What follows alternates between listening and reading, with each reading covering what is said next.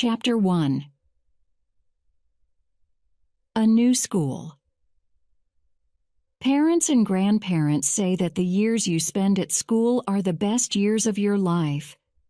Maybe it's true for some young people, but it wasn't like that for me. Not at the beginning, anyway. My name is Alice May, and I'm 11 years old. I lived with my family in London until my father got a new job in St. Ives. We moved to beautiful Cornwall one summer. This is my story.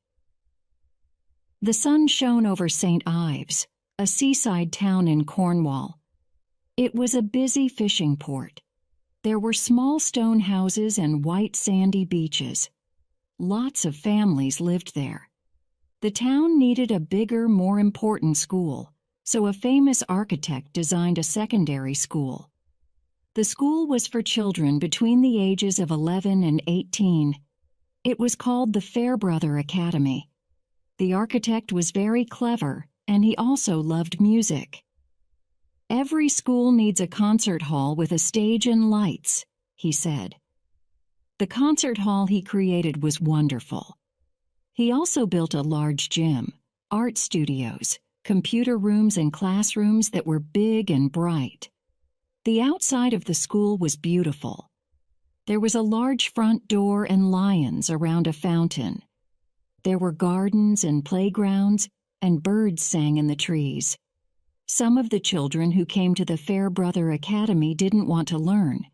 They were not interested in French or Latin, maths or history.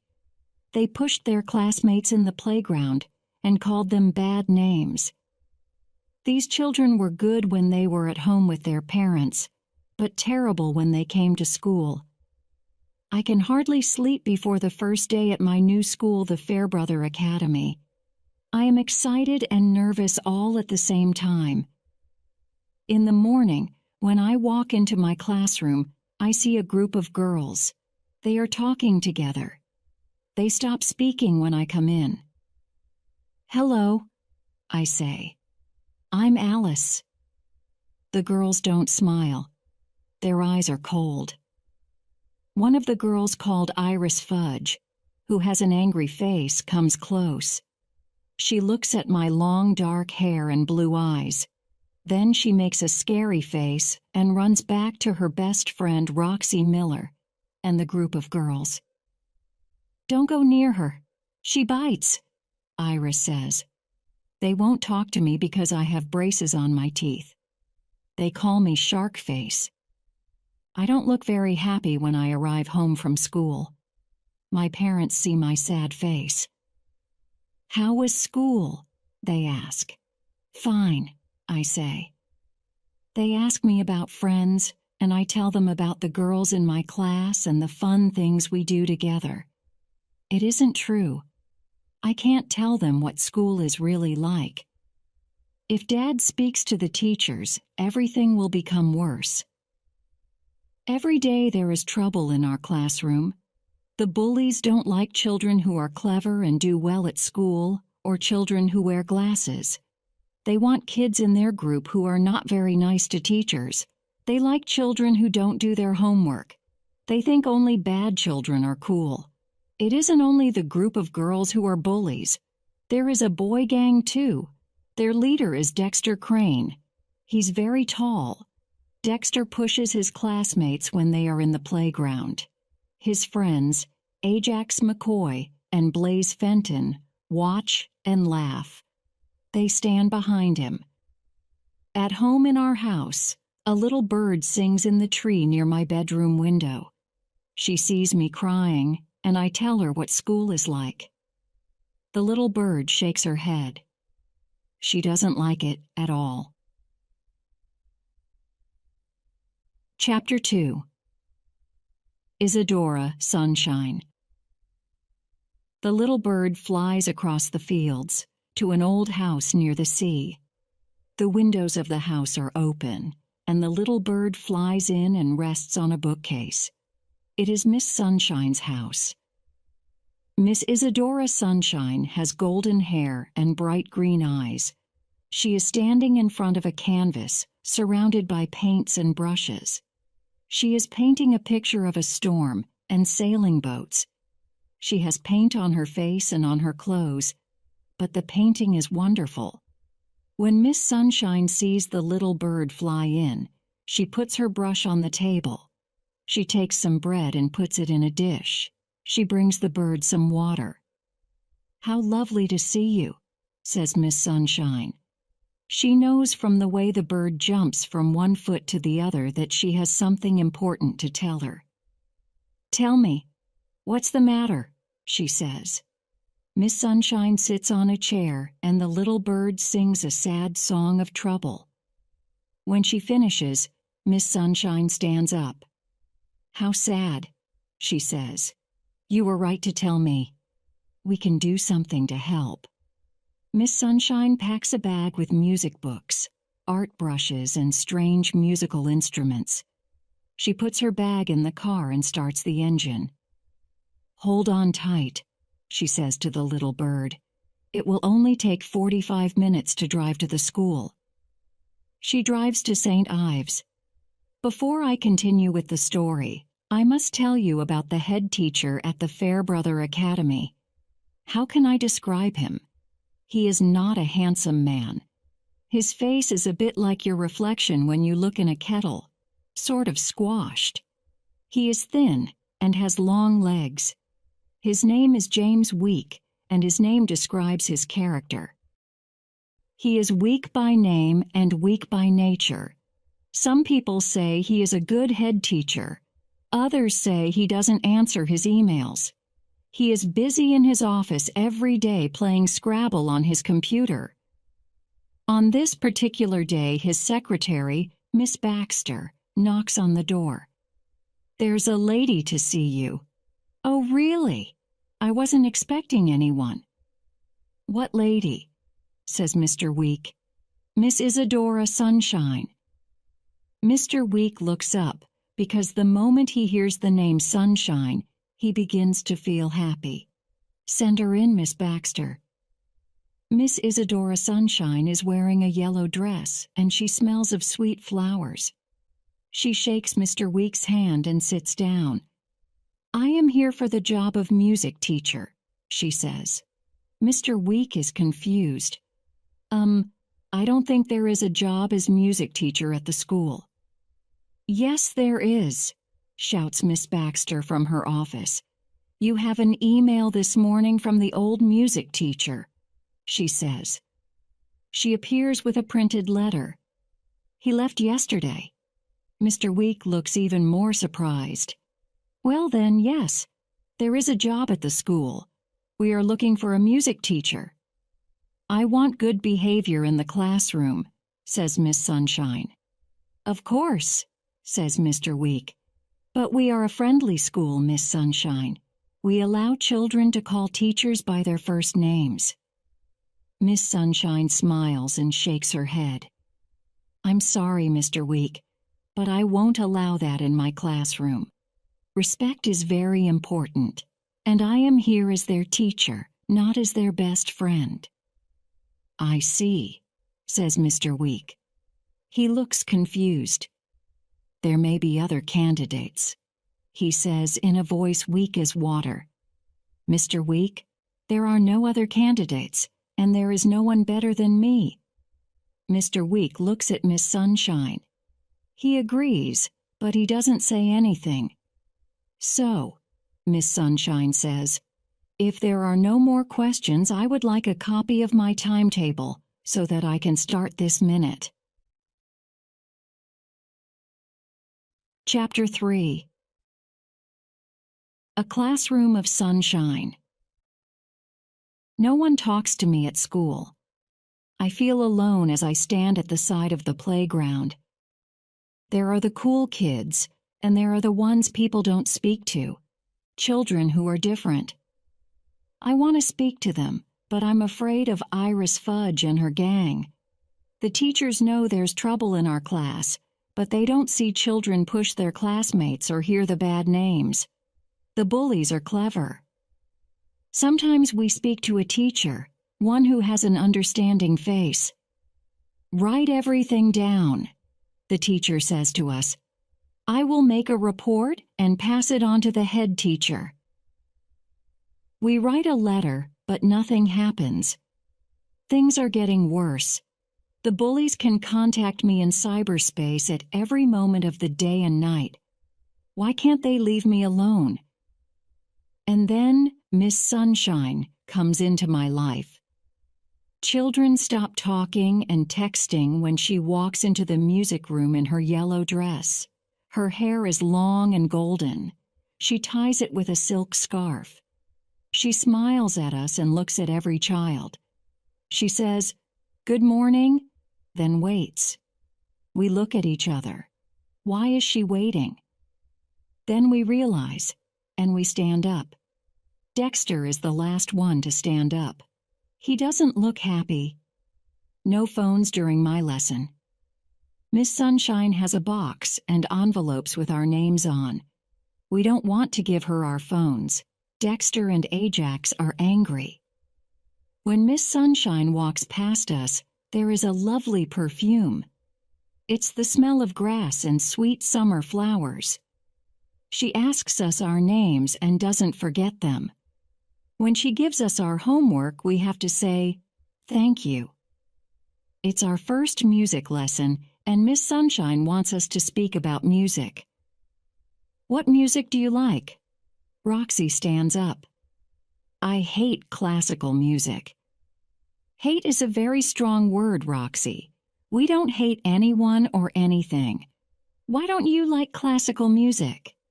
"There are too many notes," she says, and her friends laugh. "I understand your opinion, Roxy. Classical music is difficult. There are a lot of notes." "I played jazz with my piano teacher," Roxy says. I can feel surprise in the classroom, and I see Miss Sunshine smiling. "Good," she says. "What about rap music?" Ajax McCoy says. "Now rap music is clever." "Why is it clever, Ajax?" Miss Sunshine asks. "Rap artists' songs are like poetry. Each rap song has a message." "I like musical theater," says Blaze. "I saw the musical Cats once," says Ajax. "Any other important musicians?" asks Miss Sunshine. Someone says, "The Beatles." The class says, "No." "You're right," says Miss Sunshine. "The Beatles were important for all the music that came after them." "What about Ed Sheeran?" says Naomi with a stutter. She never speaks. "Excellent, Naomi. Ed Sheeran was really good at music when he was a small child, like Mozart. He started singing in his local church at the age of 4. Everyone is good in that first lesson. It's the second lesson when it all begins to go wrong. Chapter 4. Imagine. Miss Sunshine's eyes are cold as she stands in the door of the classroom.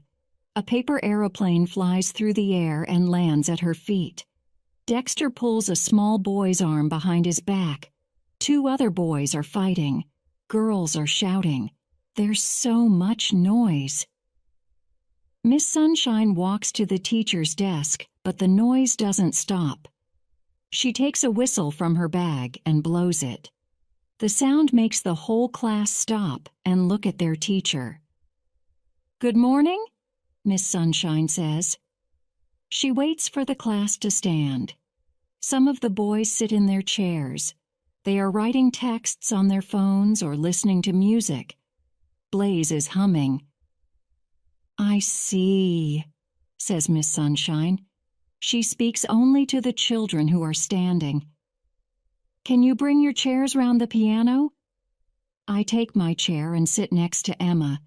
She's a sweet girl who works hard. She's clever, and they laugh at her because she wears glasses. I don't know what Miss Sunshine will do about the other children. She takes some paper from her bag and gives a sheet of paper to Dexter, Ajax, Blaze, Roxy, and Iris. "I would like you to write me a few paragraphs on the music I like," she says. She walks away. They don't say anything. She looks at us and says, "Take a deep breath." Someone laughs, but Miss Sunshine closes her eyes for a moment. Stand up. We all stand. Shoulders down, stand tall, straight backs. We sing some scales. Our music lessons are a lot of fun. Our old teacher didn't let us sing in music lessons. There are some things in this world that are amazing. I love singing to a real piano. Miss Sunshine plays really well, and then she gives us the music to Imagine by John Lennon. We don't look at the words. We know them. We put the music down and sing from memory. Miss Sunshine asks if anyone would like to sing a solo. The girls whisper Emma. Shy little Emma, who is clever and wears glasses, has a wonderful voice. And it's strange because now Dexter, Ajax, Blaze, Roxy, and Iris are alone. They are miserable, and we are smiling and having fun. At the end of the lesson, Miss Sunshine collects the sheets of blank paper. She tells them to stay behind. I want to speak to each of you, she says. But we'll miss the school bus home, says Iris. My mom will be angry. The driver will return and take you home later. I'll phone your parents and explain everything. Roxy gives Iris a killer look, and they become even more miserable. For the first time, I run laughing out of school with Emma. We are smiling and singing Imagine. Chapter 5. Feeling Good. The next morning we go into the music room. I don't know what Miss Sunshine said to Dexter and the others yesterday, but the mood is better. There is more respect. Roxy and Ajax are sitting quietly. They aren't sending text messages. Blaze isn't humming. Dexter isn't rocking on two legs of his chair. I hope we are going to sing round the piano, but Miss Sunshine takes an unusual object from her bag. This is a singing bowl, she says. When I run this wooden stick around the bowl, it makes a sound like a bell. This bowl is very old.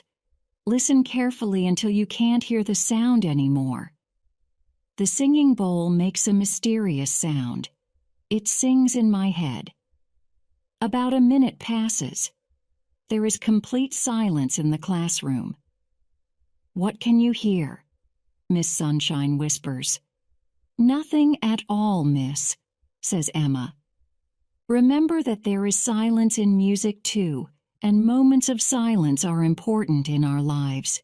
Sound and music can help, and mindfulness helps your brain to work better. Let's make a brain. What? We look at each other.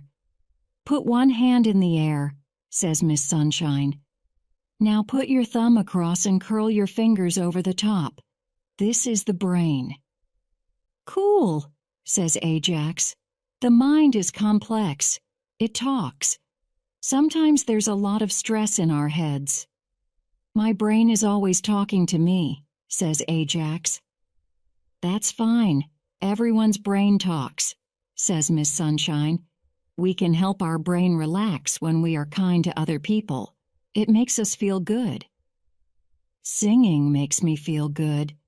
Can we sing again, miss? Asks Ruby. Of course we can. Bring your chairs closer to the piano. Miss Sunshine gets us to sing some scales. Miss Sunshine asks Roxy to play the piano. Roxy looks shy at first and says she's too embarrassed to play in front of everyone. When Miss Sunshine says that Roxy can play some jazz, she jumps up. Roxy has got great rhythm. She's really good. I didn't know she had this talent. We sing a song my mom likes, You've Got a Friend by Carole King.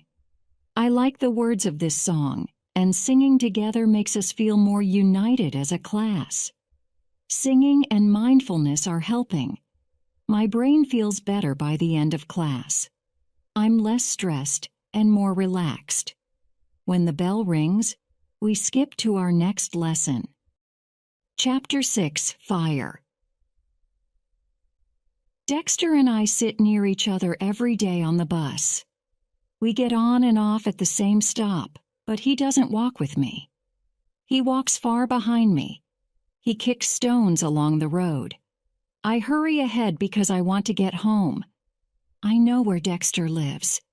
I pass his house every day, but this afternoon as I look across his front garden, I stop. "Dexter!" I shout. "Quick, hurry, there's a fire!" My voice is high. I am afraid. He starts to run. Together we run towards the smoke and flames. "Who's in there?" I say. "Mom and my little sister. She's only 3. I pull my phone out of my pocket and dial 999. I shout fire when they ask me what service I need. I try to breathe slowly and calm myself down. My voice is shaking when I give them the address. Dexter opens the front door and there's lots of black smoke. "I'm going in," he says. "Wait." I run to an outside tap and hold my scarf under the water. I run back and tie the scarf around Dexter's nose and mouth. I pull my jacket up over my mouth. "I'm coming with you." He pushes me back. "No, you're not. It's too dangerous. I know where Mom and my sister will be." Then he goes inside, and all I can do is cry and wait. 1 minute, 2 minutes pass. It seems longer. The fire brigade arrives, then 2 ambulances. Dexter appears through the smoke. He is carrying his sister. His hands are burned, but he wants to go back for his mother. "Leave it to us," says a fireman. Firemen pull Dexter away from the burning house. He doesn't want to leave. They lift Dexter and his sister into the ambulance and put on the emergency blue light. That scares me. A fireman appears carrying a woman. And at that moment, there's an explosion. "Move away from here. It isn't safe," a fireman says to me. I can smell fire on my clothes and in my hair. There's nothing for me to do. I walk home. Dexter is away from school for 10 days, and when he returns, he has bandages on his hands. Everyone is pleased to see him, especially Miss Sunshine. "How is your mother and your little sister?" she asks. Dexter smiles. "They're doing well. The doctors are great.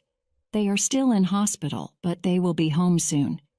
"So, you are living with your grandma?" Dexter smiles again. "Yeah, she's lovely. We'll be there for a while until the builders repair our house." "You were very brave, Dexter," Miss Sunshine says. Dexter looks at his shoes. "Not really. I was scared when I went into the house. I couldn't see anything and it was really hot in there." "Do the police know what started the fire?" Miss Sunshine asks. "They don't know." Dexter looks around the classroom for me. Alice was there. She gave me her scarf to put over my mouth. "It's the smoke that kills. You saved my life. Thanks, Alice." And our class cheer and I'm crying. Dexter is looking down and trying not to cry. "I have something for both of you." Miss Sunshine gives Dexter a large package and a smaller one to me. Dexter's is a violin, a really good one.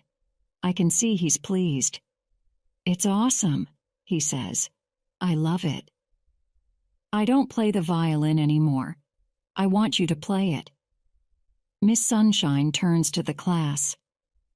"I don't think you know that Dexter is very talented. He plays jazz violin very well." She looks at Dexter. "You can't play at the moment. Will you play for us when your hands are better?" Dexter smiles. "Of course." In my package there is a ukulele. "For the ukulele band we're starting," Miss Sunshine says. "It's easy to learn, and I want the band to play in the school musical." "A musical!" everyone says together. We all smile. Chapter 7. Everyone has a talent. My world is different and everything is better. We all talk about the musical. We don't walk to classes. We dance along the corridors. Ajax, who's good with words, is writing the story, and we practice the songs every day. Our voices are better, stronger with Miss Sunshine teaching us. Mr. Week hums when he passes the music room. Everyone has a talent. You just have to find it, Miss Sunshine says during our lesson. She's right. There are so many people in our class who have a special talent. Iris Fudge is a brilliant dancer. We didn't know. I love watching her when she's dancing. She becomes someone else, so beautiful and full of life. She's practicing after school every day with some girls who study ballet. People who are good at art are painting the scenery. And me? I'm singing in the chorus and learning the ukulele in my free time. I follow lessons online and I practice in my bedroom. Dexter is responsible for the orchestra and their rehearsals. He's very musical. He has a great feel for rhythm. And he's changed. He's kind to people, and that can make you feel good. And the funny thing is that Dexter is different physically, too. His eyes are not small and hard. They are soft. He looks taller, more responsible. He smiles a lot. Dexter is someone I can trust. He's playing the violin again, now that his hands are better. The sound he makes is beautiful. When he plays, I feel happy. We travel home together on the bus, and he talks about the music and performers he loves. He wants to go to music college in London when he finishes school. How often do you practice? I ask him. Every day. An hour before school and a couple of hours when I get home. Wow, I say. If I work really hard, I'll pass the audition. And then what? I ask. A career in music, I think, he says. I can play in an orchestra or form my own jazz group. What do you want to do, Alice? I want to be a doctor, I say in a small voice. We sit in silence for a minute, and I start to panic. I'm expecting him to laugh and return to the old Dexter. But he smiles. You'll do it, Alice. It won't be easy and you'll have to work hard, but I know you'll do it. And I'm not sure why, but I feel strange. Chapter 8. The Talent Scout. There is no bullying anymore, and there is more respect for the teachers. The school magazine is all about the musical, interviews with the cast and with Ajax. The story is about people who are different. We can't all be the same. The message is to be kind to someone every day. Most of all, it is about the power of friendship. Tickets are sold out for all 5 performances, and we are all excited. I'm playing the ukulele in one song, and I'm singing in the chorus. The songs make us happy. We are full of confidence. School has a greater purpose. This is your musical, Miss Sunshine says. Smile and enjoy the evening. We are nervous as we wait. It's 5 minutes before the musical starts, and I look round the curtain at the audience. The concert hall is full. Why have all those parents brought video cameras? The music starts. This is it. We step into another world of lights and costumes. And little shy Emma sings beautifully on stage. It's a new and exciting experience. A live performance is very different. We can hear the audience laugh and clap.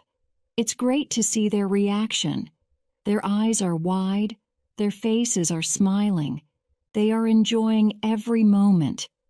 I can see my parents' surprise when the chorus sings. We are fantastic. We sing and dance for 5 nights. On the first night, Mr. Week gives flowers to Miss Sunshine and the other teachers. We have a party. We are happy. One morning, Miss Sunshine comes into the music room.